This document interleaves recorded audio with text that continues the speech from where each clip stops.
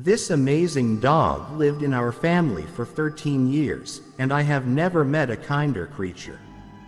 He was not just a dog, but a full member of our family, a dog who had his place on the couch and in our hearts.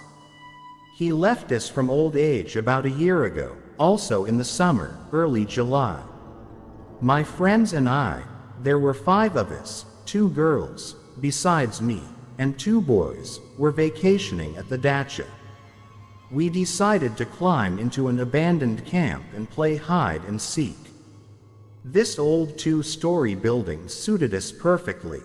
Behind the broken closets, the rusty beds stacked in a pile, it was convenient to hide.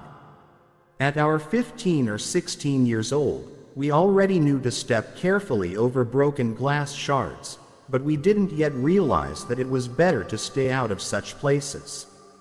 The weather was nice, so I left my favorite red sweater hanging on the branch.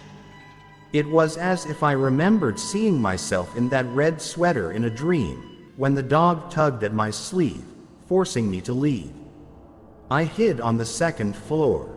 Taking a strategic position, the room was small, but with access to a partially destroyed balcony. From there, climbing a tree was a quick way to get down to the ground. I heard the seeker locate everyone on the 1st floor. Then he went up to the 2nd floor and returned without finding me. I managed to hide behind a ledge on the wall. But soon quick, sure footsteps were heard.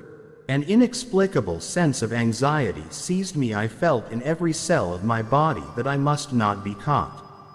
As I sprinted toward the balcony, I grabbed a branch that snapped warningly. It was dry, and it could break. Dangerous, but what was behind me was even more dangerous. I remember thinking at the time that it was the excitement of the game. A rock rolled under my foot, a crow cawed loudly from above. My heart was pounding like it had decided to start a serious circulatory marathon.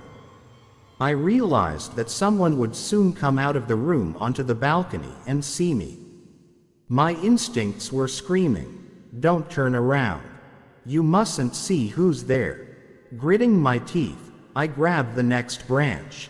A crunch, and I fell down with a splinter of bark in my hand. My friends got scared and immediately came running to me. It turned out that everyone was outside. No one had gone up to the 2nd floor in the last few minutes.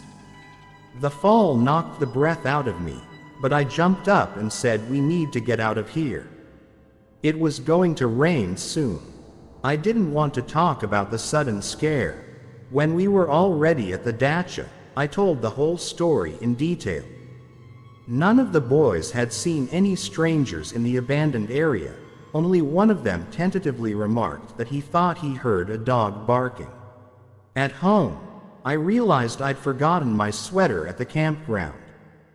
The next day, walking by the building, I didn't see my forgotten item there. I didn't dare go inside.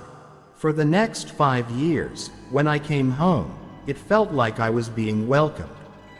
It was as if a dog was about to run out of the kitchen, greet me with a bark and jump up and down with joy.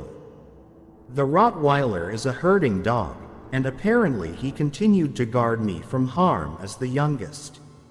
The fall could have ended in anything, but I had no pain and not a single bruise.